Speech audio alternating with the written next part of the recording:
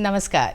गुलाबी ठंड और गुनगुनी धूप से सजी हुई संडे की मॉर्निंग और संडे की स्पेशल गुड मॉर्निंग के साथ स्वागत आप सभी दर्शकों का डीडी बिहार के live show morning live show Bihar Bihan में। आज का बिहार बिहान आपकी अपनी होस्ट निहारिका के साथ। जब हम जीवन के विभिन्न पड़ावों की बात करते हैं ना, तो बड़ा महत्वपूर्ण एक पड़ाव होता है जब हम अपने करियर ऑप्शंस के बारे में सोचते हैं और हम उसके लिए परिश्रम भी करते हैं और कहते हैं अपने आप से कहते हैं कि सफ़र थोड़ा कठिन है पर हिम्मत नहीं हारूंगा, इतना तो भरोसा है खुद पर कि इस बार बाजी ज़रूर मारूंगा। जब भी हम करियर ऑप्शंस की बात करते हैं तो प्रशासनिक अधिकारी बनना एक बहुत ही अच्छा करियर माना जाता है और विद्यार्थी इसके लिए बाकायदा तैयारी करते हैं और परिश्रम भी करते हैं। एक ऐसा करियर ऑप्शन जो आपको जनता से सीधे जुड़ने का मौका देता है, सरकारी योजनाओं को आम जनता तक पहुंचाने का मौका देता है और देश की तरक्की में आप इनडायरेक्टली डायरेक्टली माध्यम भी बनते हैं। पर जब हम तैयारी करते हैं ना प्रशासनिक अधिकारी बनने की, तो बहुत सारे सवाल हमारे मन में आते हैं। कैसे तैयारी करें, कितनी चुनौतियां हैं, कैसा है करियर ऑप्शन, आगे हम किस तरह से आगे बढ़ेंगे। तो हमने सोचा कि क्यों नहीं हम इस पर बातें करें और आज हम मुलाकात करेंगे एक प्रशासनिक अधिकारी से जो बिहार प्रशासनिक सेवा के अधिकारी हैं। उनके जीवन के विभिन्न पहलुओं पर बातें करेंगे, उन्होंने कैसे तैयारी की ये जानेंगे और साथ ही प्रशासनिक सेवा में कितनी चुनौतियां हैं इस पर भी चर्चा करेंगे। पर पहले जीवन के चुनौतियों की बातें कर लेते हैं। जीवन में हम अपनी मंजिल तक पहुंचते हैं, इसके लिए ज़रूरी है कि हमारा जो रास्ता है वो सही हो, हमारा जो प्रयास है वो सही दिशा में हो। और ये तब होता है जब हम महापुरुषों की वाणी से, उनके कथन से प्रेरणा लेते हैं। तो चलिए आज के कार्यक्रम की शुरुआत कर लेते हैं अपने पहले सेगमेंट से, हमारा आज का अनमोल वचन। आइए नजर डालते हैं।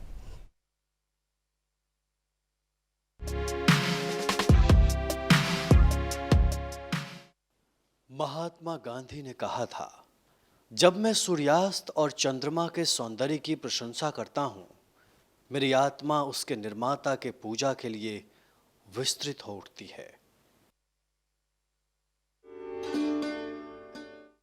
आज हमने आमंत्रित किया है बिहार प्रशासनिक सेवा के 41वें बैच के अधिकारी श्री कृत्यानंद रंजन जी को। आप वर्तमान में उप सचिव परिवहन विभाग बिहार सरकार के पद पर कार्यरत हैं। तो चलिए हमारे साथ स्वागत करिए हमारे आज के विशेष मेहमान श्री कृत्यानंद रंजन जी का। सर, बेहद अभिनंदन, स्वागत आपका कार्यक्रम में।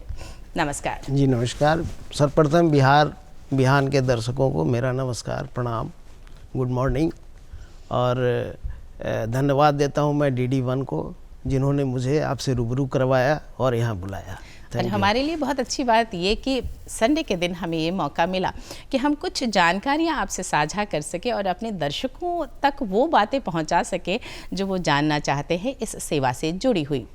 पहला सवाल आपसे ये करूँगी और जानकारी उन दिनों की लेना चाहूँगी जब आपने शिक्षा अर्जित की थी और साथ ही आपने प्रशासनिक सेवा की तैयारी शुरू की थी। उस दौर का जिक्र करें शुरुआत में। मेरा ब्रॉटअप मैं ये गांव से है।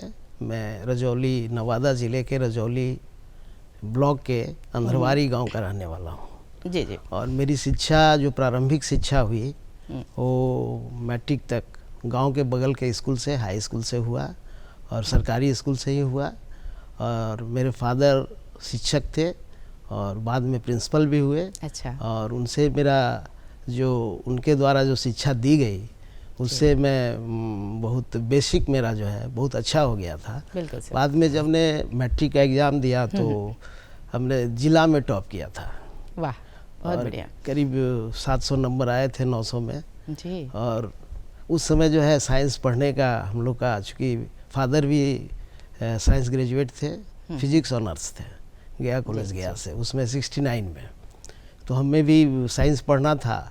तो साइंस के उस समय 3 कॉलेज हुआ करते थे बिहार में। जी। साइंस कॉलेज पटना, फिर जेवियर कॉलेज रांची और ज्वाइंट बिहार था उसमें, और सेंट कोलम्बस कॉलेज हजारीबाग। तो सेंट कोलम्बस कॉलेज हजारीबाग में मेरा एडमिशन हो गया और मैं गांव से सीधा शहर में गया और वहाँ पढ़ाई शुरू किए। और वहाँ जो बच्चे होते थे पूरे बिहार के बच्चे होते थे, चूँकि अच्छा कॉलेज था और उसमें माइनॉरिटी का कॉलेज था वो। अच्छा। JS प्रिंसिपल हुआ करते थे हमारे माइनॉरिटी से, अब तो गवर्नमेंट हो गया, सब गवर्नमेंट ले ली उसे। जी जी। तो वहाँ जाने के बाद ज़रा बड़ा ये मिला हमको, फोकस मिला और अच्छे बच्चों से, पूरे बिहार के बच्चों से इंटरेक्शन हुआ। तो पढ़ाई, दूसरी बात हुई कि यहाँ हिंदी मीडियम था, हम लोग पढ़े थे, और सेंट कोलम्बस में जाके इंग्लिश मीडियम हो गया। तो अच्छा। थोड़ा परेशानी हुई शुरू में, लेकिन फिर हम लोग उसको ये कर लिए, कैचअप कर लिए और एडॉप्ट कर लिया और अच्छा किए हम लोग। ऑनर्स तक हम सेंट कोलम्बस कॉलेज में थे जी। उसके बाद जियोलॉजी ऑनर्स था मेरा, भूगर्भ विज्ञान। भूगर्भ विज्ञान की पढ़ाई उसमें पटना यूनिवर्सिटी और रांची यूनिवर्सिटी में ही थी, जी जी। 2 ही जगह होती। तो मैंने रांची यूनिवर्सिटी से MSc किया। उसके बाद रांची यूनिवर्सिटी हॉस्टल में रहते हुए हम लोग कुछ हमारे फ्रेंड्स थे, करीब 5-6 फ्रेंड थे, जिन्होंने सोचा कि अब कमीशन की तैयारी किया जाए। एज ए जियोलॉजिस्ट में भी ट्राई कर रहे थे, एज ए जियोलॉजिस्ट हो जाए, लेकिन कमीशन, साथ साथ कमीशन की भी तैयारी में हम लोग वहीं रांची में ही लगे, PG हॉस्टल में रहते थे। अच्छा। तो वहीं से मैंने करीब 5-6 लड़के थे, फर्स्ट PT 39 दिया था। 39th में ही हम लोग का सभी का PT लगभग हो गया। तो हौसला हुआ कि नहीं, PT जब कर सकते हैं तो मेंस भी कर सकते हैं। तो मैंने आगे तैयारी शुरू की। अच्छा। और 39th में मेंस लिखे, लेकिन संयोग नहीं हो पाया 39th में। 48th में पूरा अपना जो जियोलॉजी पेपर था उसको हटा के मैंने ज्योग्राफी कर लिया।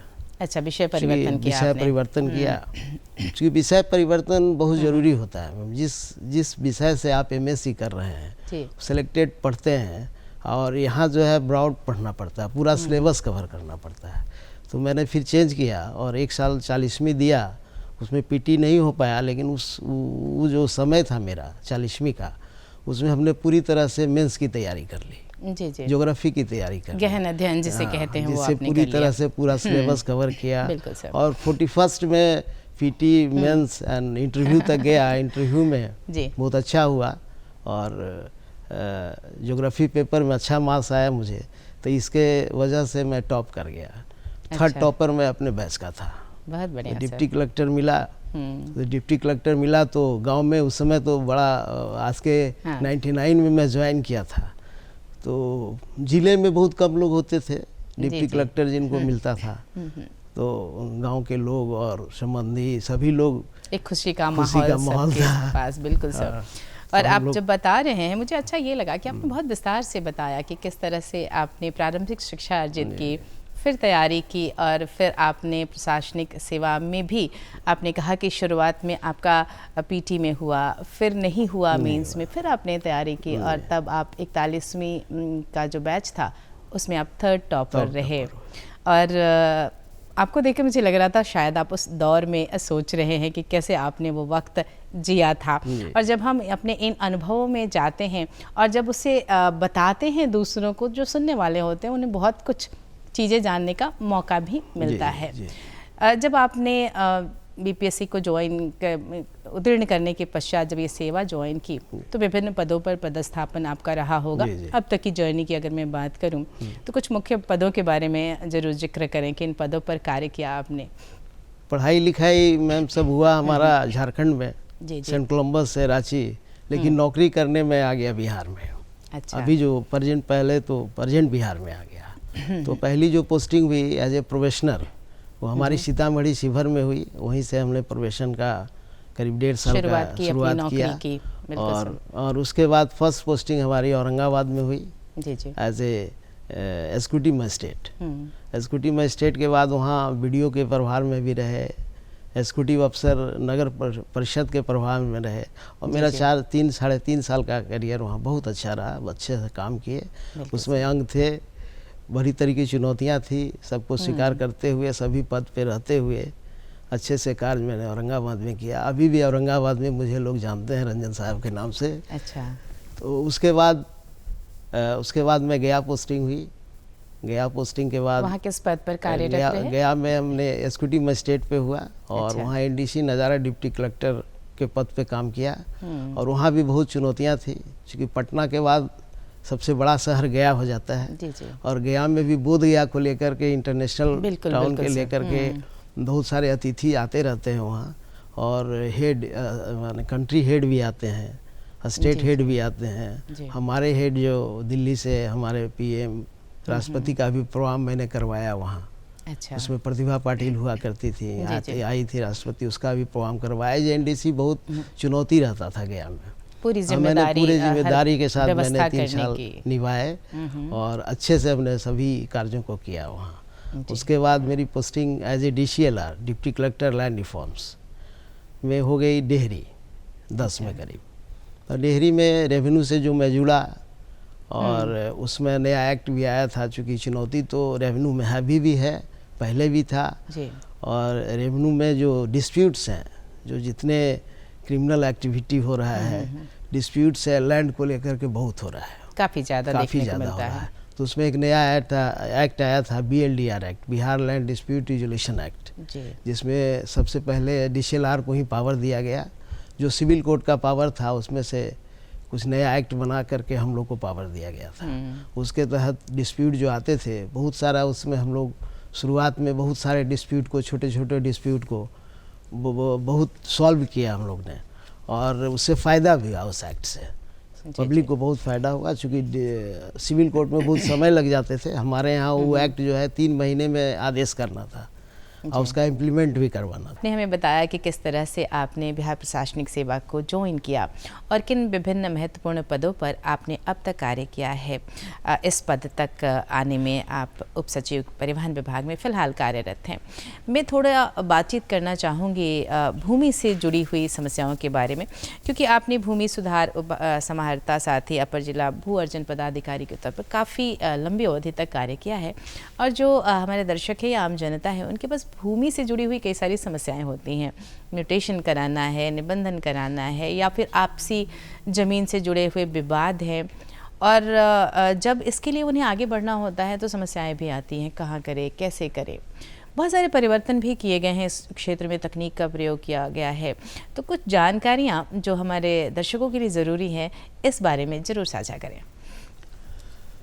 भूमि आज के समय में बड़ा इम्पोर्टेंट हो गया है जी। और इसके चलते बहुत सारा परेशानी लोगों को झेलना पड़ रहा है।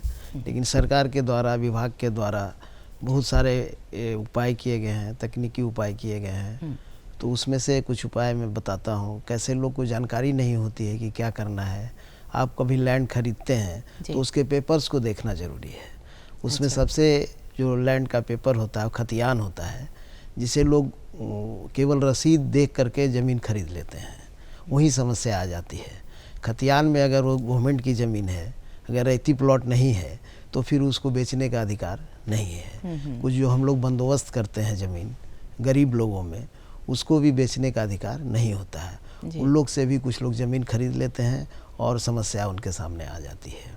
तो मैं दर्शकों को कहना चाहता हूँ कि वैसे सरकारी ज़मीन जो खतियान में गवर्नमेंट लैंड है और प्लस जो आवंटित लैंड है गरीबों को, वो ज़मीन नहीं खरीदें।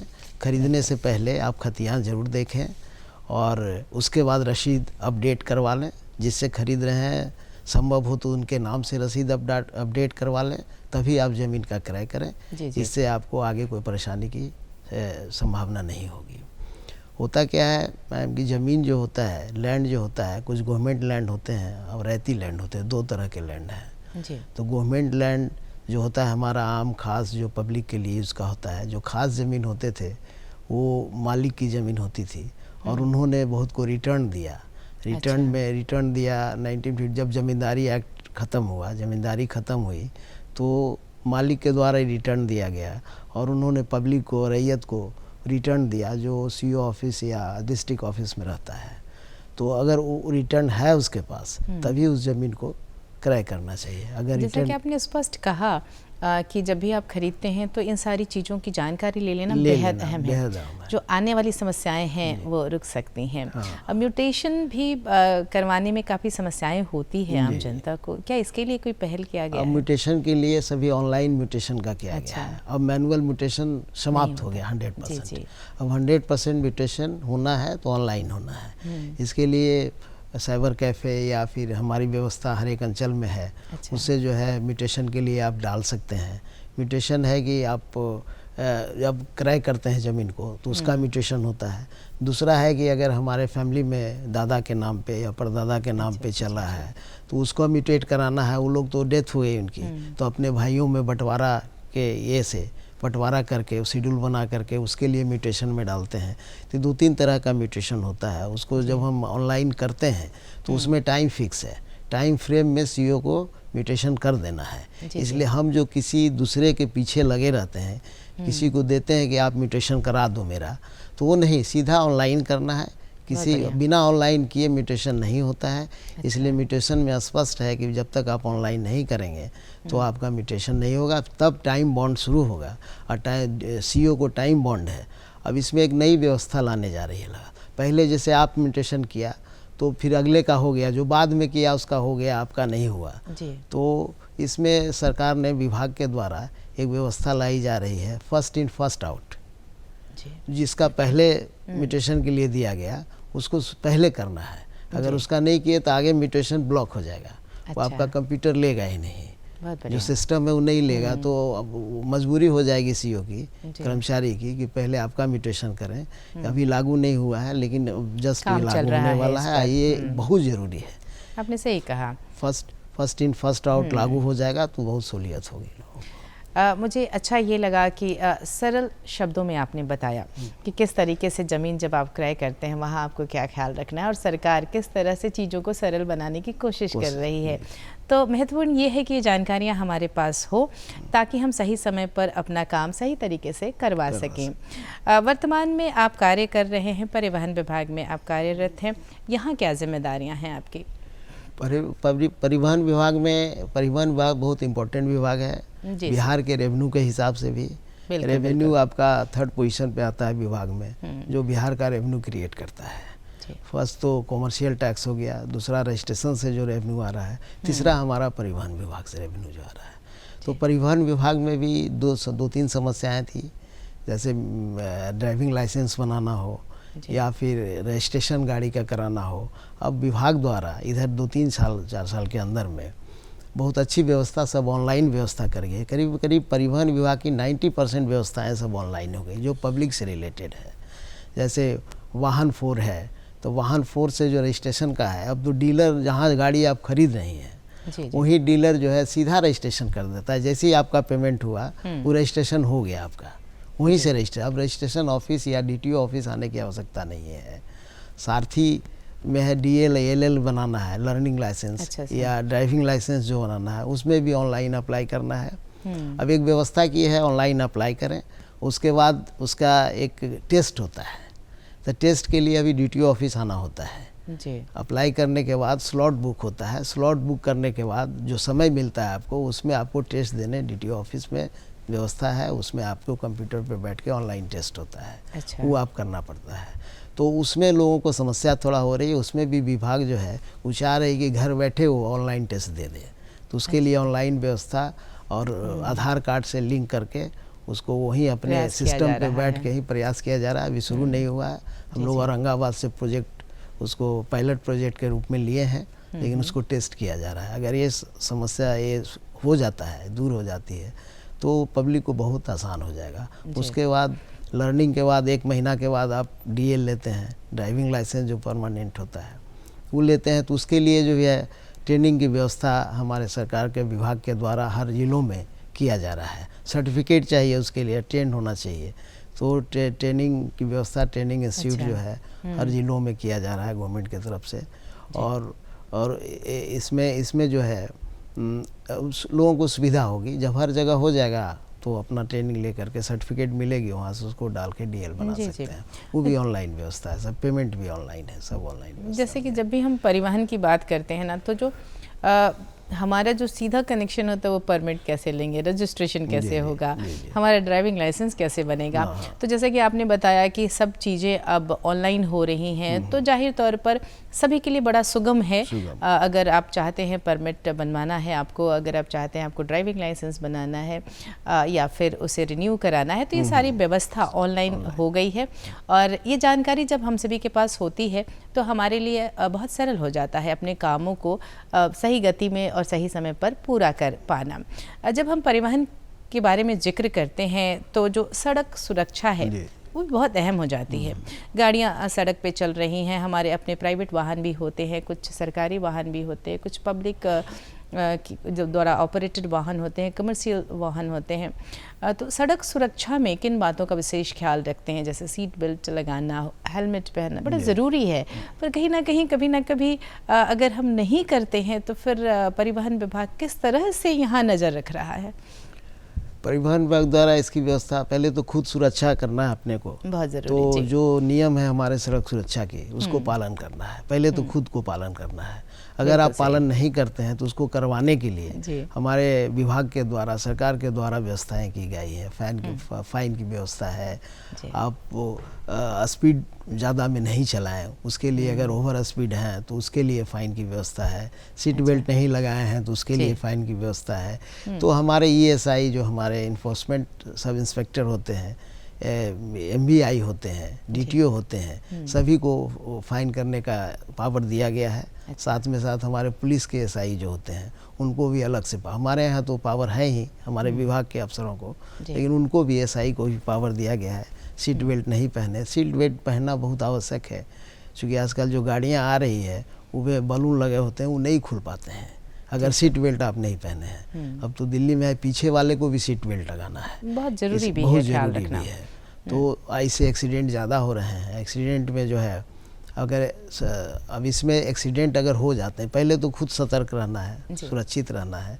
अगर एक्सीडेंट हो जाते हैं तो उसके लिए भी सरकार ने व्यवस्था की है कि उसको 5 लाख रुपए जो है, अगर डेथ होता है तो डेथ केस में 5 लाख रुपया उसको दिया जाता है। अच्छा। और जो घायल होते हैं उसको 50,000 रुपये दिए जाते हैं। साथ साथ एक और सरकार की व्यवस्था है, जैसे कहीं वीरान में घायल हो गए, आपके कोई जानने वाले नहीं हैं, तो कोई अपरिचित लोग जो हैं अगर उसको बचा के ले के जाते हैं, हॉस्पिटल में भर्ती कराते हैं, उसके लिए प्रोत्साहन राशि दिया जाता है। प्रोत्साहन राशि का उसको कहा जाता है मददगार के रूप में, अगर कोई आपके मदद करते हैं, आगे बढ़ता है और कोई मदद वुड करता सेमेटियन है तो उसको ले गए, उनको भी 5,000 रुपये की प्रोत्साहन राशि की व्यवस्था सरकार से की गई है। क्योंकि आमतौर पर जो देखा जाता है ना कि अगर किसी ने एक्सीडेंट देख भी लिया तो बहुत मन में भय आता है, अगर मैं कुछ करता हूँ तो मैं फंस जाऊँगा, परेशानी होगी। तो इस तरह से एक बहुत अच्छा प्रयास मैं कह सकती हूँ कि प्रोत्साहन राशि के बारे में जो आपने जिक्र किया, और मानवता भी यही कहती है कि अगर कोई समस्या में है तो हम उनका ख्याल ज़रूर रखें। एक और चीज़ आपसे जानना चाहूँगी, जब हम ये परिवहन की बात कर रहे हैं तो जैसे हमारे अपने प्रांत में हमें कहीं जाना होता है, दूसरे ज़िले में जाना है या फिर दूसरे राज्य में जाना है, तो ये जो बिहार में ट्रांसपोर्टेशन की सुविधा है वहाँ किस तरह से काम कर रहा है परिवहन विभाग, किस तरह की सुविधाएं आम जनता को दे रहा है? उसमें जो परमिट की व्यवस्था है हमारे यहाँ, तो जैसे जो भी पब्लिक ट्रांसपोर्ट है उसके लिए परमिट ज़रूरी है। जो बसेज जो है यहाँ से वहाँ जाती हैं, रूट तय होता है, परमिट मिलता है उसको, परमिट के हिसाब से उसको परिचालन करना है। अब हमारे 5 स्टेट से समझौता है हम लोग की, झारखंड हुआ, वेस्ट बंगाल हुआ, उड़ीसा हुआ, छत्तीसगढ़ हुआ और यूपी हुआ, ये 5 स्टेट से मेरा समझौता है। और वो परमिट, कुछ बसों की परमिट वो देते हैं और कुछ बसों की परमिट हम लोग देते हैं, और तय कर देते हैं किस रूट से जाना है, किस समय से जाना है, सब तय होता है। तो परमिट से तो लंबी लंबी दूर की बसें जाती हैं और उसके लिए STA, RTA, DTO को पावर दिया गया है परमिट इशू करने के लिए।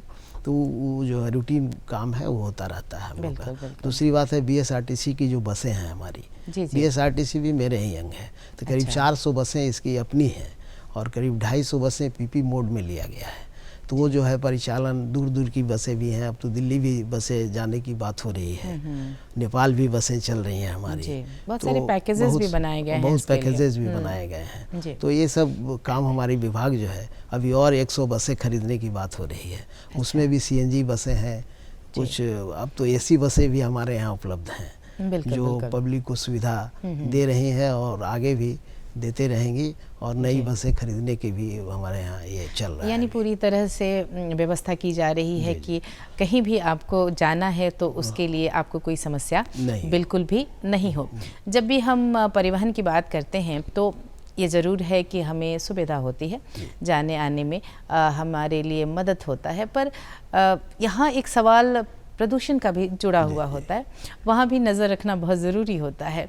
तो प्रदूषण की रोकथाम के लिए क्या कोई विशेष उपाय और कितनी सतर्कता बरतता है परिवहन विभाग? प्रदूषण के लिए पहले तो बहुत कम प्रदूषण केंद्र थे, हमारे प्रदूषण जांच केंद्र थे, लेकिन अब जितने पेट्रोल पंप है सभी को प्रदूषण जांच केंद्र रखना जरूरी है। दूसरी है कि प्रदूषण के लिए प्राइवेट लोगों को भी हम लोग प्रोत्साहित कर रहे हैं, उसको भी प्रोत्साहन 2 लाख रुपये हम लोग उसको ये देते हैं कि आप अपना खोलें प्रदूषण केंद्र, उसके लिए प्रोत्साहन राशि के रूप में देते हैं हम लोग। तो वो भी केंद्र बहुत सारा खुल गया है और खुल रहा है भी। और दूसरी बात है कि इसमें बेल्ट लगाने में तो आपको 1000 फाइन है और सीट बेल्ट के लिए हेलमेट के लिए 1000 फाइन, जबकि प्रदूषण अगर नहीं है आपका तो 10,000 रुपये फाइन है जी। 10,000 रुपये, इसलिए फ़ाइन की राशि भी इसमें ज़्यादा है कि प्रदूषण लोग नहीं करें, प्रदूषण हमेशा जांच कराते रहें गाड़ियों की। 1 साल 6 महीने में जो प्रदूषण जांच कराना है, सर्टिफिकेट लेना है, उसके लिए भी और प्रदूषण अच्छे से जांच हो, इसके लिए भी हमारी टीम जो है बराबर काम कर रही है और जाके रेड करती है कि प्रदूषण लोग कुछ इसी तरह बनवा लेते हैं लोग। लेकिन उस पर भी अब निगरानी रखी जा रही है, कड़ी निगरानी, कि वहाँ जाके टीम जांच करती है आपका सही से चल रहा है कि नहीं, मशीन आपका ठीक है कि नहीं, प्रदूषण जांच हो रही है कि नहीं। तो प्रदूषण के लिए भी हम लोग बहुत आगे तक निकल गए हैं और अच्छा काम कर रहा है। जब हम प्रदूषण की बात करते हैं तो कई बार पुरानी गाड़ियाँ जो हैं वो चलती रहती हैं और उनसे जो कार्बन उत्सर्जन होता है वो काफ़ी बड़ी मात्रा में होता है, तो यहाँ पर भी रोकथाम करता है परिवहन विभाग। जो पुरानी गाड़ियाँ हैं वो ना चलें, इसका भी ख्याल रखा जाता है। तो उसमें तो विभाग के द्वारा जैसा पता ही होगा कि डीजल गाड़ी जितनी है कम से कम टाउनशिप में, ये पटना में रोक दिया गया है कि कोई डीजल की ऑटो नहीं चलेगी, कोई डीजल की गाड़ियाँ नहीं चलेगी। अगर इक्का दुक्का आता है तो कहीं ना कहीं पकड़ा जाता है। तो अब जो है लगभग जो है हमारा जो है डीजल गाड़ी रुक चुकी है, पुरानी गाड़ियाँ रुक चुकी हैं, उसका हम लोग देते ही नहीं है आगे, जो है एक्सटेंशन करते ही नहीं है, तो वो ऑटोमेटिक रुक जाता है। ऑटोमेटिक रुक जाता है जी। कुछ जानकारियाँ चाहूँगी प्रशासनिक सेवा में ज्वाइन करने के लिए जो विद्यार्थी तैयारी कर रहे हैं उनके लिए ज़रूर बताएं कि किस समय ये तैयारी शुरू कर देनी चाहिए और कैसे तैयारी करनी चाहिए। हमारे जो बच्चे या जो तैयारी कर रहे हैं बिहार प्रशासनिक सेवा का, एक प्राइम सेवा है बिहार प्रशासनिक सेवा, उसके लिए तैयारी भी उसी ढंग से करनी चाहिए। और जैसे ही ग्रेजुएट हो जाएं आप या ग्रेजुएशन लास्ट होते रहे तो तैयारी शुरू कर देनी चाहिए। बिल्कुल। और उसमें जो है कि पहले मेंस की तैयारी, पहले सिलेबस लें, सिलेबस में देखें कि आप कौन सा सब्जेक्ट रखना चाहते हैं मेंस के लिए। तो मैं कहना चाहता हूँ कि पहले मेंस की तैयारी करें आप, मेंस का पूरा सिलेबस कवर कर लें, साथ में पीटी की भी तैयारी होती रहेगी, उसमें भी समय दें। और मेंस की पूरी तैयारी कर लेने से कॉन्फिडेंस हो जाता है। पीटी कर लेता है लोग, बच्चे कर लेते हैं, लेकिन मेंस में फिर प्रॉब्लम आ जाता है उनको। इसलिए जो मेरे साथ प्रॉब्लम हुआ था, पीटी तो निकल गया लेकिन मेंस हम लोग नहीं निकल पाया। तो इसीलिए पहले मेंस की तैयारी, ऐसे भी कोचिंग संस्थान में भी यही बताया जाता है, और करना भी चाहिए। पहले मेंस की तैयारी आप अपने एक सब्जेक्ट देख करके कर लें जिसमें आपका चॉइस हो, और मेंस की तैयारी कर लें, साथ साथ पीटी की भी तैयारी करते रहें। तो पीटी की तैयारी, पीटी का रिजल्ट से या मेंस के एग्ज़ाम में बहुत कम का फासला होता है, कम समय मिलता है। इसलिए पीटी के तैयारी के बाद लोग मेंस की तैयारी सोचते हैं तो दिक्कत होती है उनको। इसलिए पहले मेंस की तैयारी कर लें, उसके बाद पीटी होने के बाद तुरंत उसको रिवीजन करके आप मेंस में बैठ जाएँ, तो वो जो है आपको बहुत फ्रूटफुल होगा। और मैं इन्हें कहना चाहता हूँ कि कभी घबराएं नहीं परीक्षा से। और दूसरी बात, जो लगे रहेंगे, जो ट्राई करते रहेंगे, उनकी सफलता होगी, ज़रूर होगी। और जो छोड़ देंगे तो फिर तो आउट हो जाएगा, तो फिर हमने ऑप्शन ही खत्म हो जाएगा। इसलिए मैं कहता हूँ कि आप लगन से, मन से जो चाहते हैं उसके लिए तैयारी करते हैं। आपको एक सीट चाहिए ना, सीट तो ज़्यादा है लेकिन आपको एक सीट चाहिए, इसलिए आप उसके लिए लगे रहें और उस सीट के लिए प्रयत्न करते रहें, छोड़े नहीं। थोड़ा थोड़ा के लिए जरूरी है, निरंतरता जरूरी है, और उसमें लगे रहें, जरूर सफलता मिलेगी। जी, अच्छी बात आपने ये भी कही कि पहले आप मेंस की तैयारी करें, क्योंकि गहन अध्ययन की ज़रूरत होती है, विषय पर पकड़ बना लें और पीटी की तैयारी आप साथ साथ करते चलें। तो जब अगर आप पीटी में क्वालिफाई कर जाते हैं और कम वक्त रहते हुए भी सिर्फ रिवीजन के द्वारा आप अपने मेंस में उत्तीर्ण होना सिक्योर कर सकते हैं। थोड़ी जानकारी हमें इंटरव्यू के बारे में भी दें, क्योंकि जब ये दोनों चरण हम पास कर लेते हैं तब बारी आती है इंटरव्यू की, और वहाँ भी कई बार बहुत हेजिटेशन होता है, कैसे सवाल पूछे जाएंगे, मुझे कैसा अपीयर होना चाहिए और कैसे जवाब देना चाहिए, ये बहुत सारे मन में सवालात होते हैं। क्या टिप्स देना चाहेंगे? इंटरव्यू के लिए सबसे अच्छा है कि पहले आप ये रहें, आप डरे नहीं इंटरव्यू से। दूसरी बात, चूँकि आपकी जो सब्जेक्ट मैटर है उससे पूछा जाता है, जो आपके तैयार किए हुए हैं जी। आपने जिसका क्वालिफिकेशन है जिस सब्जेक्ट में, उससे पूछा जाता है। और जो एक्चुअली कमीशन जो है जर्नलिस्ट का है, वो जर्नलिस्ट बनाता है ना, स्पेशलिस्ट नहीं बनाता है। तो आप ये सोच के जाएं कि हम स्पेशलिस्ट नहीं बने, किसी सब्जेक्ट में गहन बहुत अंदर तक नहीं जाएं। जर्नलिस्ट के रूप में उस सब्जेक्ट के जो यूज़ है, जो आपके समाज में यूज है, जो पब्लिक के लिए यूज है, उस सब्जेक्ट से पूछा जाता है। बहुत अंदर लोग नहीं जाते हैं उसमें। इसलिए जो कॉमन चीज़ है, जो परिवेश में जिसका यूज़ है, समाज में यूज़ है, उस चीज़ को ज़्यादा ध्यान रखें। प्लस जो थोड़ा पॉलिटिकल साइंस के हैं तो अभी क्या वर्ल्ड पॉलिटिक्स या स्टेट पॉलिटिक्स क्या चल रहा है, उस सब पे क्वेश्चन होता है। कुछ नए जो चीज़ हो जाते हैं, घटना घट जाती है, उससे रिलेटेड क्वेश्चन होते हैं। करंट अफेयर से कुछ क्वेश्चन पूछे जाते हैं। तो सब्जेक्ट तो तैयार है ही आपका, थोड़ा इधर उधर की जो सामने घट रहा है, समसामयिक घटनाएं जिसको बोलते हैं, उससे अगर तैयारी कर लेते हैं तो डरने की बात है। निडर होकर के उसमें बैठना है। जो क्वेश्चन की जवाब नहीं आता है आपको, वो साफ पास कर जाना है। अच्छा। उसमें उसको बरगलाने की ज़रूरत नहीं है, जो सामने बैठे हैं उनको कुछ गलत बताने की ज़रूरत नहीं है। जी। तो इसलिए उसको हम लोग पास कर जाते हैं, और जो जानते हैं उसको हम बता देंगे। इस पर बहुत ही स्पष्ट बताया आपने, क्योंकि यहाँ मन में ये सवाल ज़रूर आता है कि अगर मुझे नहीं पता होगा तो मैं कैसे हैंडल करूँगा, मुझे क्या कहना चाहिए, है ना, कि जितनी जानकारी है उतना ही बताऊँ, कैसे उनको ये कहूँ कि मुझे ये नहीं आता। और आपने स्पष्ट कहा कि अगर आप नहीं जानते हैं तो उसे आप पास करें और आगे बढ़ें, और दूसरे प्रश्नों का सही जवाब आप देते चले, अपने कोर्ट में ले आए उनको, जो जानते हैं उसमें ले आए। हाँ, तो मूल बात यह है कि अपने विषय की जानकारी होनी चाहिए। इसके साथ ही आपके आसपास क्या घटित हो रहा है उसके प्रति भी अवेयर रहना बहुत ज़रूरी है। जो समसामयिक घटनाएं हैं उनकी जानकारी होनी चाहिए, और सबसे बड़ी बात कि आपको अपने ऊपर विश्वास होना चाहिए। कभी कभी क्या होता है ना, ये जो प्रशासनिक सेवा की जब बच्चे या विद्यार्थी तैयारी करते हैं तो ज़रूरी नहीं होता कि पहली बार में ही उन्हें सफलता मिल जाए। कई बार एक प्रयास, फिर दूसरा प्रयास, फिर तीसरा प्रयास, इसकी ज़रूरत पड़ जाती है। और वहाँ भी कई विद्यार्थी के मन में यह ख्याल आता है कि पता नहीं मुझसे ये हो पाएगा या नहीं हो पाएगा। मन में एक भय, और उसको हैंडल करने की बड़ी ज़रूरत होती है। उन्हें क्या कहना चाहेंगे? इसका तो मैं खुद उदाहरण हूँ। मैं तीसरे चांस में हुआ खास है, पूछा आपसे ये सवाल। चांस तीसरे चांस में हुआ है, इसलिए घबराने की जरूरत नहीं है, निराश होने की जरूरत नहीं है। उन्हें प्रयास करते रहना चाहिए, सफलता जरूर मिलेगी। अगर ईमानदारी पूर्वक वो प्रयास कर रहे हैं तो जरूर सफलता मिलेगी। बिल्कुल, तो विश्वास रखने की ज़रूरत है। और जैसा कि आपने शुरू में भी ये कहा कि निरंतरता बहुत ज़रूरी है। आप लगातार अपनी कोशिश जारी रखें। आपने बहुत लंबी अवधि तक कार्य किया है, आप 41वीं बैच के बिहार प्रशासनिक सेवा के अधिकारी हैं। कई पदों पर आपने कार्य किया है। एक प्रशासनिक अधिकारी को कई चीज़ों के साथ रूबरू होना पड़ता है। तो मैं जानना ये चाहूँगी कि एक कुशल कहिए प्रशासनिक अधिकारी के क्या गुण होने चाहिए? कुशल प्रशासनिक अधिकारी बनने के लिए मेहनत तो करना ही होगा। दूसरी बात है कि हमारी जो सेवा है, बिहार प्रशासनिक सेवा, ये हर एक विभाग में इसकी पोस्टिंग होती है। बिल्कुल। ऐसी कोई सेवा नहीं है जो हर विभाग को देखता होगा। इंजीनियरिंग सेक्शन इंजीनियरिंग को देखता है, डॉक्टर को देखते हैं, लेकिन हमारी सेवा में सभी विभाग को कवर करना पड़ता है कि आप किसी भी विभाग में कभी भी जा सकते हैं। दूसरी बात है, इस सेवा में अलर्ट रहना है, और अगर फील्ड में है तो फील्ड में इस सेवा के लोग को कभी भी 24 घंटे में कभी भी बुलाहट आ सकती है जी। अब एक वाक़या है कि एक ट्रेन एक्सीडेंट हो गया, रात के 12 बजे हम लोग का दरवाज़ा खटखटाना शुरू हो गया। तो इसके लिए भी आर्मी जैसा तैयार होकर रहना है कि कभी भी हमारी बुलाहट इस सेवा के लिए हो सकती है।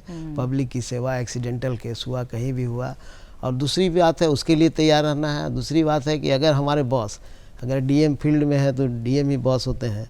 तो डिस्ट्रिक्ट जो मजिस्ट्रेट भी के यहाँ उच्च कम अधिकारी शिकायत हैं। आपकी जा रही है, इसका मतलब आप काम कर रहे हैं। तो सबसे अच्छा है कि आप काम करें, तभी शिकायत नहीं होगी आपकी। तो बिल्कुल। इसमें जो है अच्छा जब करना आपने है। सेवा को ज्वाइन किया है तो किया है पूरी तो जिम्मेदारी पूरी अपनी तरह से निभाएं। अच्छे तरीके से अगर आप करते हैं तो आप अपने काम के प्रति न्याय भी करते हैं, और जिस उद्देश्य के साथ इस सेवा को आपने ज्वाइन किया है उसमें आप सफल भी होते हैं। पब्लिक सेटिस्फैक्शन इस सेवा में बहुत ज़रूरी है।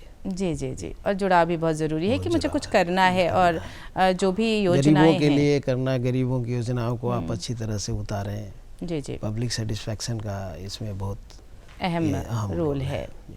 बहुत व्यस्त रहते होंगे आप, दिनचर्या आपकी, बहुत सारी जिम्मेदारियां हैं आप पर, तो पारिवारिक जिम्मेदारियां और काम की जिम्मेदारियां कैसे मैनेज करते हैं?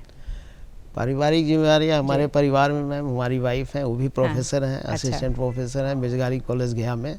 2 बच्चे हैं, एक +2 का एग्ज़ाम दे रहा है सेंट माइकल से, और एक बेटी सेंट नोटरडेम से +2 कर ली हैं, वो मेडिकल की तैयारी कर रही हैं। इस बार काउंसलिंग हो रहा है, समाप्त तो हो जाना चाहिए उसका। तो परिवार में अपने की जिम्मेवारी, माँ पिताजी हैं, वो भी जिम्मेवारी है हमारी। तो पूरी तरह से आप काम दोनों तरफ देख रहे हैं। अकेले हम हैं। जी बहुत अच्छा लगा आपसे बातचीत करके। बहुत ही महत्वपूर्ण जानकारियाँ आपने आज हमसे साझा की। बहुत बहुत धन्यवाद सर आपका आज कार्यक्रम में शामिल होने के लिए। धन्यवाद। और दर्शकों, आज हमने बातचीत की उप सचिव परिवहन विभाग बिहार सरकार से। बहुत सारी बातें हमने की प्रशासनिक सेवा से जुड़ी हुई, कैसे आप तैयारी कर सकते हैं और किस तरह के पदों पर आप कार्य कर सकते हैं, और किस तरह की चुनौतियों का भी आप सामना करने के लिए आपको तैयार रहना चाहिए।